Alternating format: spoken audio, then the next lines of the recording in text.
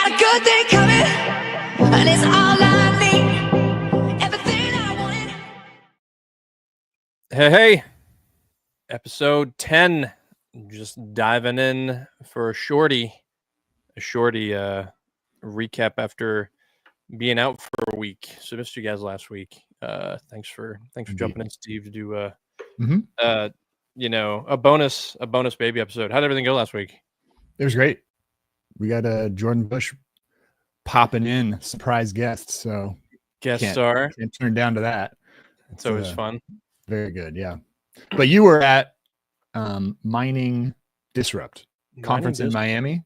Mm-hmm. It was in Miami last year. It was in Fort Lauderdale. I usually just say Miami because Fort Lauderdale's a mouthful. No, it was great though. Was privileged to run with kind of the Ocean crew there and help them out capture some stuff, and you get to see Luke and Mechanic and just kind of the rest of the team explain in the simplest terms possible how Bitcoin could fail. Essentially, we do nothing how it will fail, and it was interesting on Luke's panel. All these things are on the Mining Disrupt YouTube page also, though. But Luke's like, yeah, Bitcoin has like a 3% chance of success, and I was like, that's sobering. Yikes! You're gonna have to unpack that. What's the thesis? Yeah. It was kind of a lot, but it's the multiple attack surfaces of and going to Luke's talk is going to be the best way to totally get it unpacked. We're just doing a fireside chat with Nico from Simply Bitcoin, and part of the TLDR is there's like a human error quotient of it. Excuse me. There's the like centralization and the multiple aspects of it. One of the aspects of centralization being mining template construction, which is what they're trying to decentralize. Yeah. But then it's also, just the state actors and the amount of pressure coming in from all these different things. So it's really, a constant reminder of how big of psychopaths we all are, putting all of our hope and net worth into this magic internet money that is essentially this rocket ship that could get to Mars or just explode halfway. And hopefully we can just watch it get completely to Mars. But that was it was fun, but it was cool. It was also really interesting to kind of see a lot of the container companies. Thank you, Camera, for freezing as always. But a lot of the container companies that are doing these like hash hut things where they'll just throw hundreds or thousands of miners into containers and drop them on flare gas or drop them on somewhere that has stranded renewables. And it's really, really interesting just to see, like, if you want to understand why you see the hash rate number go up no matter what, it's conferences like Mining Disrupt, because there's just so much excitement around Bitcoin mining. There is a lot of shitcoinery, but there's still a lot of people who just don't really understand a lot of the aspects of mining. It was also cool too. Got a chance to meet Scott, the gentleman responsible for kind of starting BitAxe and that whole movement. Nice. Kind of hearing a little bit about his background as like electrical engineer and kind of like where he came up. And we have actually a lot of crossover in work, and that was cool. It's really cool to kind of see, the groundswell of kind of like decentralization in terms of all of the things that kind of like Satoshi was talking about, or rather not even Satoshi. Let's even go back to the beginning of the concept, which was Henry Ford, in like the early, 1920s or whenever it was. Yeah, energy-based money. It's like once you get to an energy-based currency or something backed by energy, you just get to this point where energy becomes the most important thing. And so all the stuff that was going on with like heating, Canaan was there with their new Canaan Miner 3 or their Avalon 3, which is the, like miner that sits there and you can just put like 800 watts and 37 terahash, I think. And so it's cool. Like all these innovations just kind of like happening everywhere. And yet it's one of those aspects of the Bitcoin community that few people even like think about or care about. And it's like most people are just like, I don't even run a node. And it's like, you should probably start there. Yeah. I mined before I ran a node, but then, I mean, this is back a while ago, and it was very difficult to run a node. I have not, or it was very difficult to mine. I have not mined for a long time. All of the developments around mining have just, it's just been crazy. It's like literally the kind of stuff that is like, once this starts going, civilization starts changing, Yep. like actively changing. It's going to be nuts. Yeah. It was really interesting too, the number of people talking about like the different aspects of like sub niches of mining, where it's like, oh, we're greenhouse mining, or where it's like, oh, we're gonna do flare gas, but then we're trying to do, you know, like flare gas, but then turn to the heat. Yeah, flare gas into for shrimp, thermal.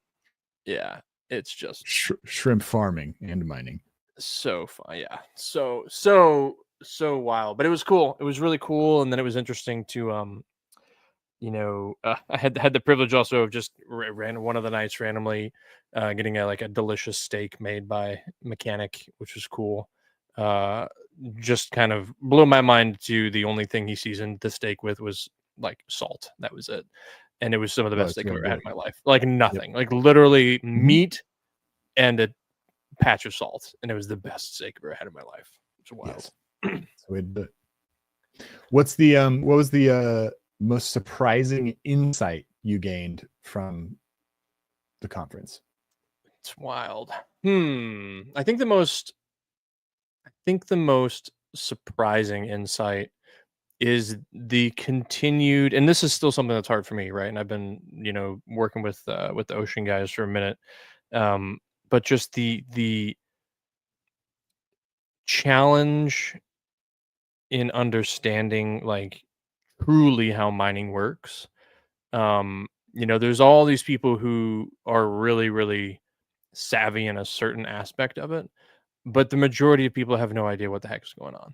It's like we had people from a lot of the different mining companies coming over and being like, "Oh, hey, we, you know, competitors or whatever it was, just talking about what you guys are doing or what Ocean's doing." And again, I'm just saying you guys as, you know, because I'm working with the Ocean guys on some stuff. But the wildest thing was just how there's such a vast disconnect between the marketing people and the actual like technicians developing things. And so it was interesting to really see when somebody would come up and like talk on the technical stuff, or they'd ask me like a super technical question. I'm like, I am absolutely not the guy to be asking this, you know, this question to, but here's the guy to do it. And then just like random people would like walk up and start listening to whatever the conversation was, be it Luke or Jason or Mechanic, and then like going into, it's like, oh well, on a hardware level, this is what's happening.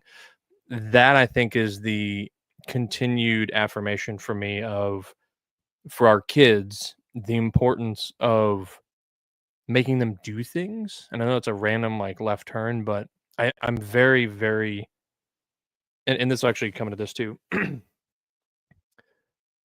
We're entering an age where it's going to be really, really easy to do nothing.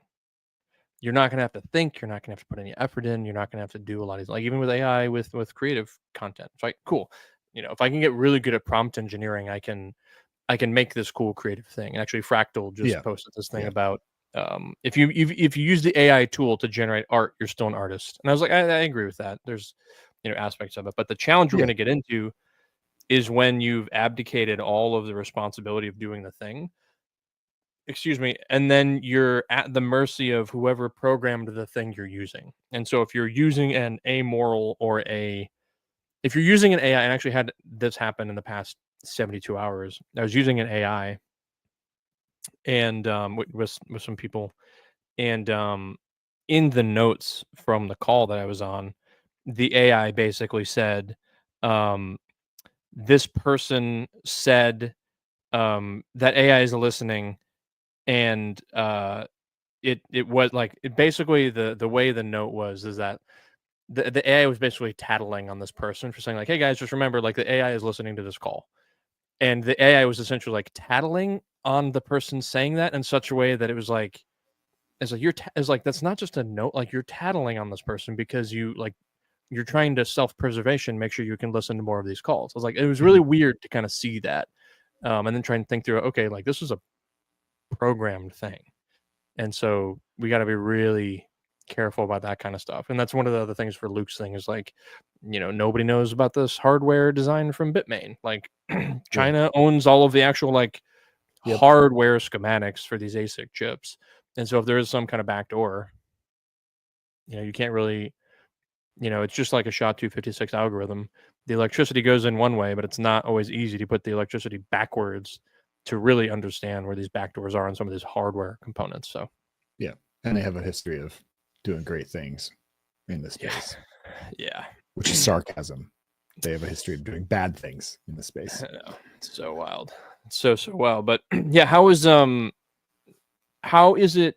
I'm actually curious, from the outside looking in, some of the aspects of mining that you and other Bitcoiner, because you've been here in the space for a minute. But then, and I know also you've seen kind of different aspects in Asia and other people like that. But like, what was the perception, or what is the perception of kind of like mining globally, and then even here in LA from your perspective? I mean, I can't necessarily speak because I don't follow mining, right? However, that makes me an outsider, so I can speak on that, right? One thing that I saw recently that was just like, oh my gosh, California, we are flaring so much natural gas. We have like, I forget what it is, obviously, but some of the biggest reserves of oil like in the world, if not the biggest, right? And I think they're pushing through legislation to like tap it or whatever, but it's like there was a huge here in LA, I forget the area of the neighborhood, but there was a huge methane leak above north of North Hollywood, and the methane was just seeping down into the valley, and people were everywhere were getting sick, and nobody could figure out why. Oh, it's because it was like you can like literally see the plain as day images of methane shooting out of the ground, right? And it's just like all of that can be converted into Bitcoin, and they could be making so much money off of it. And like, one of the guys who goes to the meetup here in LA, he's like, he works for Edison or SoCal Gas or whatever it is. Yeah. And dude, you gotta like, you're gonna make so much money if you push on this. Problematically, the whole organization is just embroiled with dysfunction. So it's from the outside, it's just like there are these incredible things. And another thing, Marty Bent on one of his podcasts years ago was talking about, he interviewed a couple guys that were like, they figured out some like optimization with mining that nobody had really done before. And it's like, going back to what you're saying, like you have to like get down in the weeds and do the thing. Because if you don't do the thing, if you're not measuring the inputs and outputs and seeing the whole picture, you're going to miss out on all this stuff. And because they got down on their knees and they tweaked the whole thing, they put together a new like mining paradigm. I think it had to do with the amount of energy you spend versus the length of the ASIC's life or something like that. I'm not in the weeds enough to articulate it well. But one of the things that came out of that podcast for me was there's a whole nother level of human like excellence that mining kind of just says, let's push on that a little bit, right? Like it kind of, because the incentives of mining, it's this ultra competitive, like mind-bogglingly competitive thing.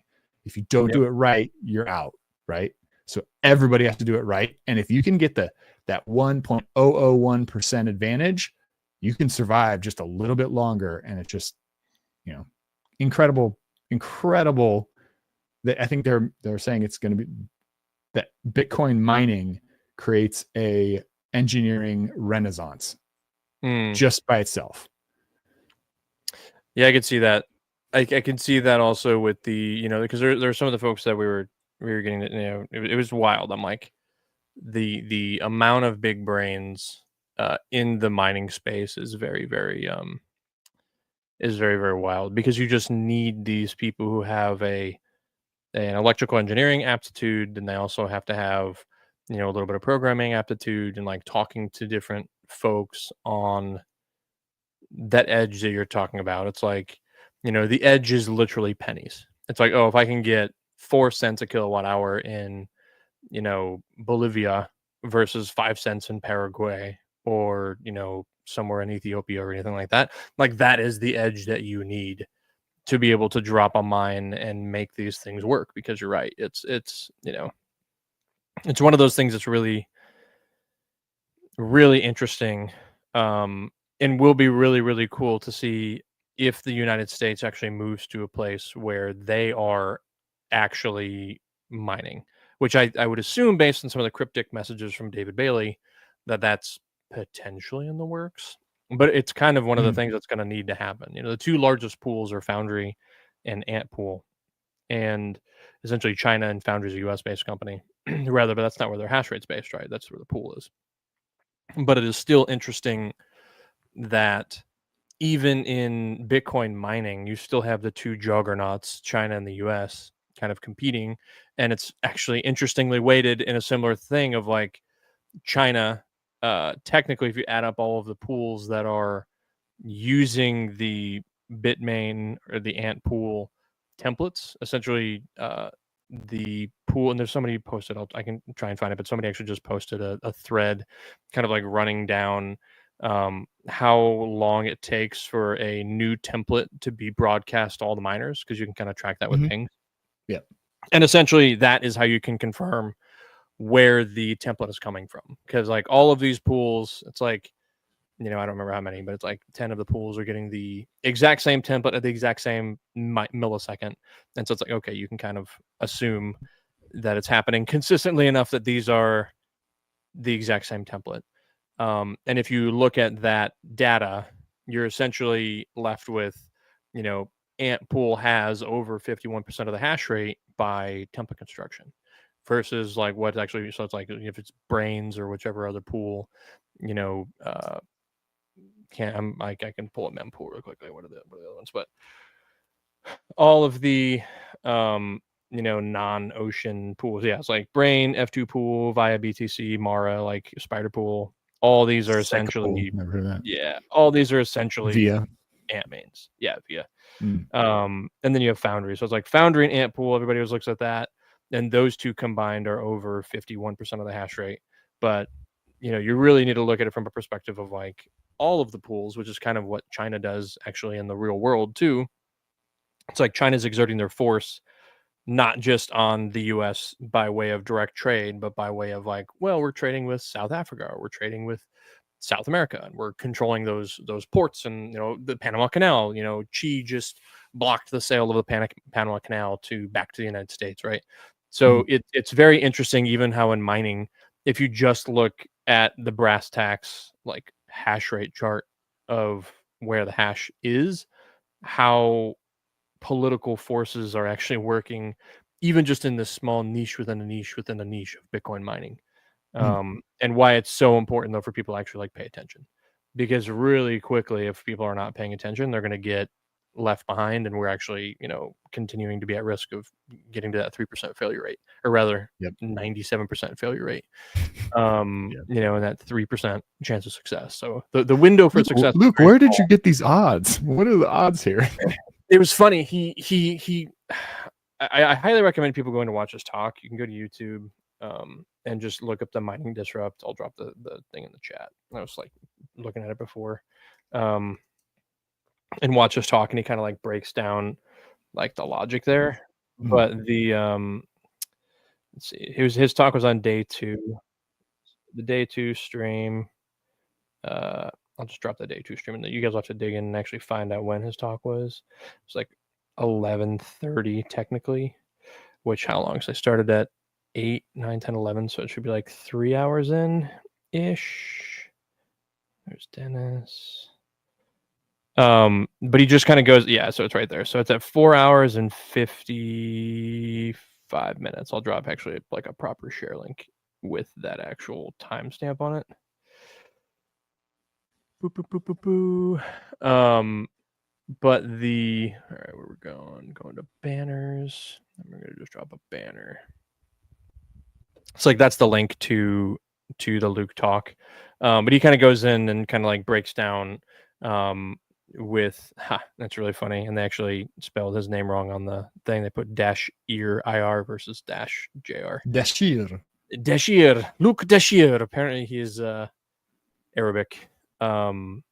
But yeah, no, he kind of goes in his talk with Nico and just kind of breaks it down. But apparently it's a number that comes from another dev, and that other dev's number is actually 5%. And Luke's like, I put my number closer to 3%. And so it's kind of this like bigger thing. And it makes sense when he kind of talks about it, because it's, there's all these different failure points that, we as the plebs who are not actually like in the code and core developers and like understanding what Taproot, like how Taproot screwed up when we implemented and all that other stuff. So yeah, it's cool. It's interesting. It's always a treat to kind of like hear how these guys' brain works, and like getting a couple days to just kind of like drink through the fire hose that is Jason, Mechanic, and Luke, and then also like Vincenzo. Like they have a very, very intelligent team at Ocean. So it was cool to kind of like get all that, but then also like very sobering to be like, all right, we can't just kind of wander into success here. Like there's going to be a lot of actual work that's going to make this actually happen. So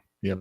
You mentioned it earlier, but it's more your forte, which is the disconnect between the marketing around mining, the upside, the cool things you can do, and then the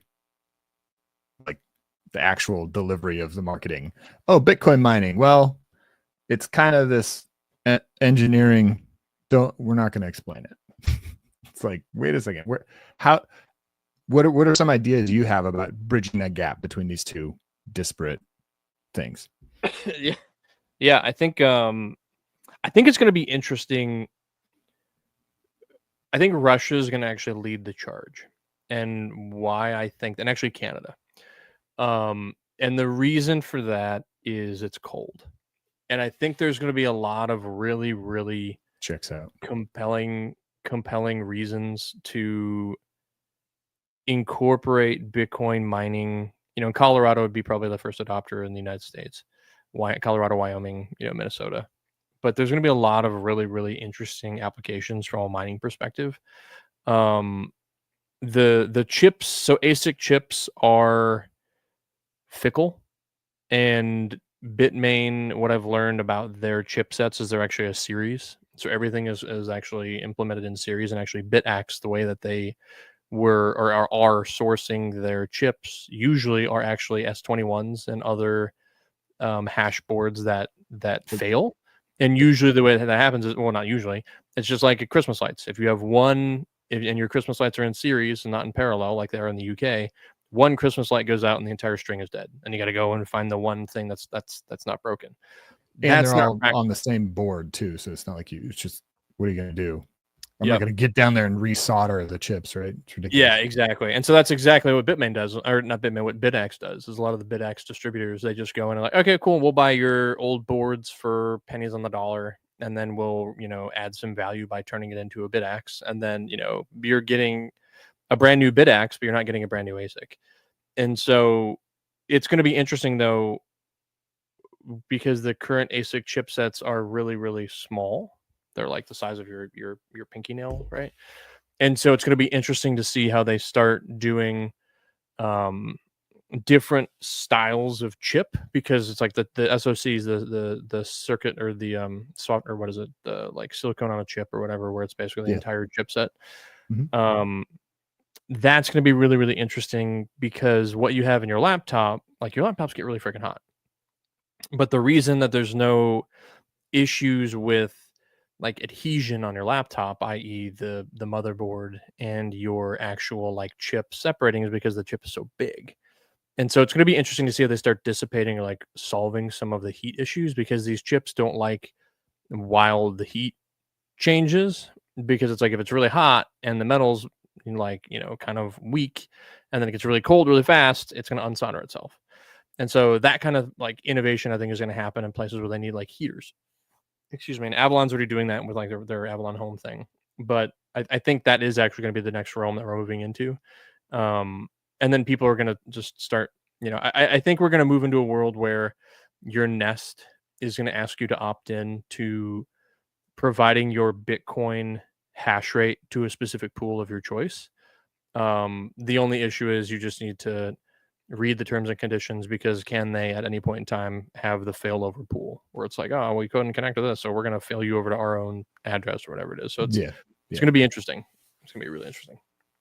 So you think that there's going to be a marketing connect between what's happening in people's homes already, necessary needs, right? Heating, we got to keep the house warm, and then what mining can offer, not necessarily in terms of the Bitcoin, because as you're well aware, you run a massive Bitcoin mine in your house, it's not going to produce that much Bitcoin, but it does produce a lot of heat. Yeah. I think heat's going to be the thing. I think geothermal is going to be really interesting too, or rather, like using heat to cool things. I can't remember the name of what that is, but it's like the way that you use a hot air, like you pull hot air one way and then move the cold air, like that, kind of like the heat exchange type stuff. I think that's going to be really, really interesting. I definitely think there's going to be a world though where big box stores are going to get into this game really, really fast, especially in the smaller things. And one of the guys I actually talked to was talking to a guy who's in Australia, and his family owns a paper company, and they just heat their paper facility. He's like, we have 240 power and we run these big oil heaters. And I just told my dad, I was like, hey man, we are burning all this electricity, just literally running this oil heater thing. So let me change all of that power. It's like, there's some CapEx. We got to buy some miners. He's like, but let me change that power into Bitcoin miners. And he's like, we are making money on heating our paper factory. And it's like that kind of a thing is going to be, it's already happening, and it's going to be, I think, the norm at a lot of those like manufacturing hubs. And it's going to be interesting. Like that to me is going to be the renaissance. It's going to be the B2B style stuff.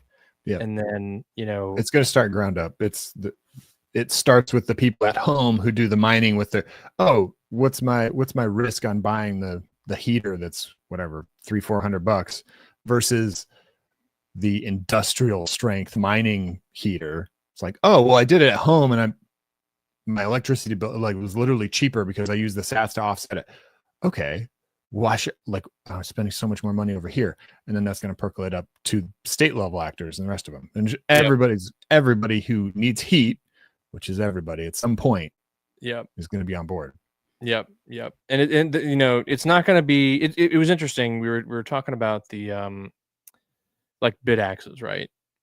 Bid axes are not meaningfully decentralizing the hash rate yet.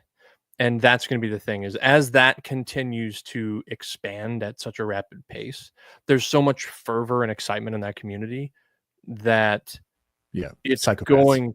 Yeah, they're absolute psychopaths, and they're lovely. They are some of the wildest. Some of the wildest, but that is, I think, the coolest thing is like they are willing to burn their house down to see if they can make it better. And like that's what you want. It's like you want that guy who's going to try anything, and then they're gonna have that breakthrough. It's like Einstein, right? Yeah. Or Dyson. And then there's also, on top of that, as I understand it, correct me if I'm wrong, you probably know more about this than I do. The way ASICs are like fundamentally designed is that they're now pushing the limits of the physics that are used to fundamentally design the chip with the call it the length of the chip, nanometer length of whatever the gates are. I don't know. But it's to the point where you can't push it any further. Once it gets to the point where you can't push it any further, there's going to be no advantage engineering chips in the same way. So they're just going to mass produce there's going to be no advantage of trying to push on that lever anymore, right? So they're going to be mass producing the chips to that end.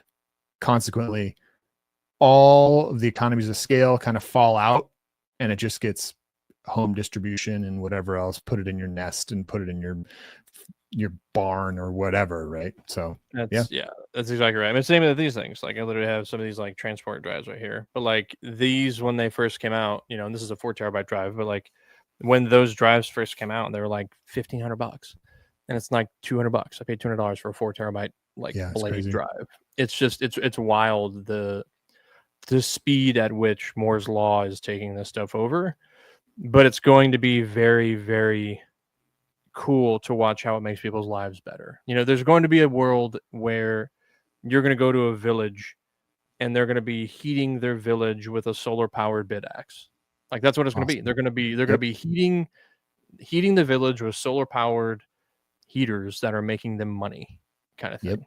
And it's Yep. gonna be super wild. It's gonna be Super, awesome. All right, you gotta jump. I got to jump here in a second, but what I'd love is kind of like a closing thought from you, though. And I would be really curious to hear your thoughts on, the state of LA. Do you think, it's going to get? Are we going to see any of this innovation here anytime soon, or not holding your breath? Great question. It's coming. It's coming everywhere. Nobody can do anything to stop it. The thing that makes it come faster is if people start pushing. People start attacking. People stop fleeing. Stop thinking that you can escape fiat. You can't. You can only fight fiat, and the only way to fight fiat is with Bitcoin. Part of that is mining, and all of that's coming. It's just a matter of the future's here. It's just not evenly distributed yet, as they say. So, yep, it's coming to California. Why send off? We might be last, but it's coming. It's true. We might, we might be the people that they come to afterwards. Like, hey, the party's it's been going on for like a decade, man. You guys want to come in? It's like, yeah. So, good stuff. Well, hey, man, thanks for jumping on for a little bonus one, and I'll see you later in the week. All right. Peace. Cheers. Got a good thing coming, and it's all I